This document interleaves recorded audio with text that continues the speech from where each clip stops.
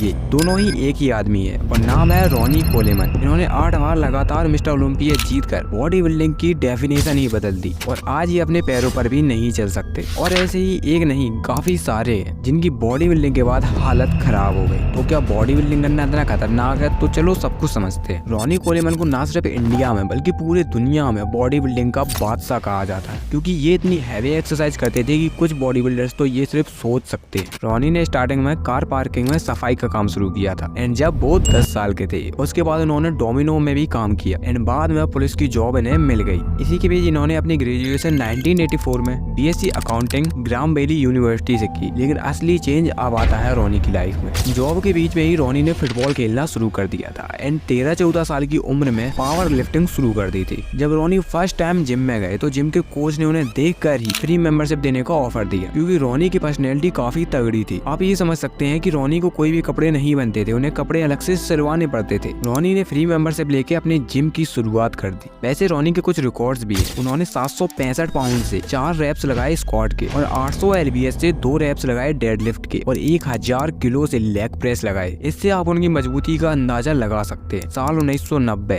एक आश्चर्यजनक साल जब रॉनी फर्स्ट टाइम कंपटीशन में उतरते हैं। रॉनी ने अपने ही कोच को हरा दिया और अपने करियर की एक जबरदस्त शुरुआत की। साल 1996 में 30 साल की उम्र में रॉनी ने पहली बार स्टेरॉइड ली एंड अब आता है 1997 और ये साल बहुत खास होती है क्योंकि रॉनी की बॉडी में अच्छे रिजल्ट्स नहीं आ रहे थे। तो केल्विन ने रॉनी की हेल्प करते हुए अपने कुछ सीक्रेट रॉनी से शेयर किए एंड रॉनी ने अगले ही कंपटीशन में केविन को भी हरा दिया। सबके दिमाग में रॉनी कोलेमन नाम छप चुका था और यहाँ से रॉनी ने अपनी पूरी लाइफ बॉडी बिल्डिंग पे कुर्बान कर दी। रॉनी के बहुत सारे हिटर्स भी हैं, बहुत सारे लवर्स भी हैं, बट आप क्या हो कमेंट में बताना। जब रॉनी 800 पाउंड की लिफ्टिंग करने जा रहे थे तो 2 वीक पहले उसके बारे में सोचने लगते थे कि मैं ये कैसे करूंगा, मैं क्या करने जा रहा हूँ, मुझे खुद पर भरोसा है, मैं कुछ भी उठा सकता हूँ। और ये बात वो अनगिनत बार सोचते थे। जब रॉनी 800 पाउंड से लिफ्टिंग सोच रहे थे तो उन्हें वो 800 पाउंड 100 पाउंड लगता था। इसी से आप उनकी मेंटलिटी को समझ सकते हैं। रॉनी ने कहा वो किसी भी चीज को आगे से आगे करते थे, बढ़ चढ़ के करते थे। लेकिन साल 1997 अभी तक कोई भी मिस्टर ओलंपिया नहीं जीत पाए थे रॉनी, बट साल 1998 ने रॉनी को बदल दिया। फर्स्ट टाइम रॉनी ने मिस्टर ओलंपिया जीता और 2005 तक लगातार 8 ओलंपिया जीतकर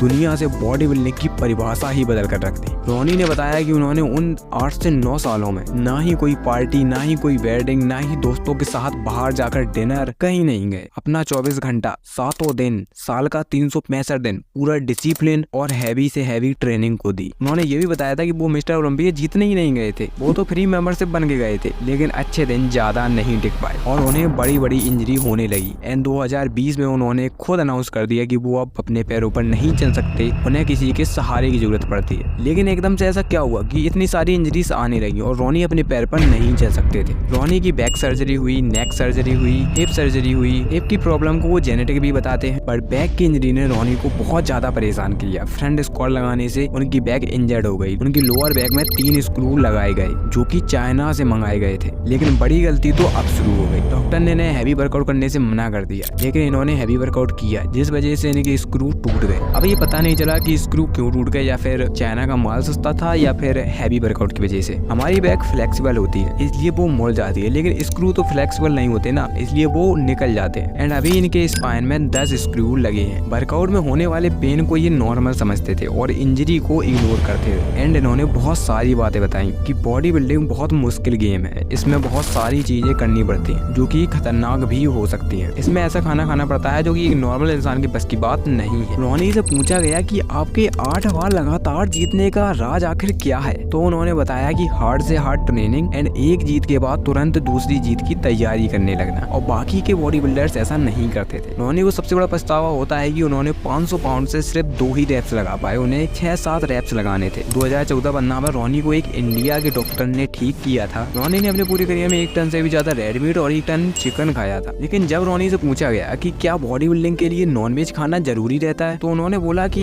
ऐसा कोई बात नहीं है, लेकिन मैं बेस्ट बनने के लिए और ज्यादा प्रोटीन कंज्यूम करता था। रॉनी उस टाइम पे 600 ग्राम प्रोटीन खाते थे एक दिन में। मैं और डिटेल में नहीं जा सकता क्योंकि मुझे लग रहा है वीडियो लंबी हो जाएगी, इसलिए नेक्स्ट पार्ट के लिए कमेंट कर सकते हैं।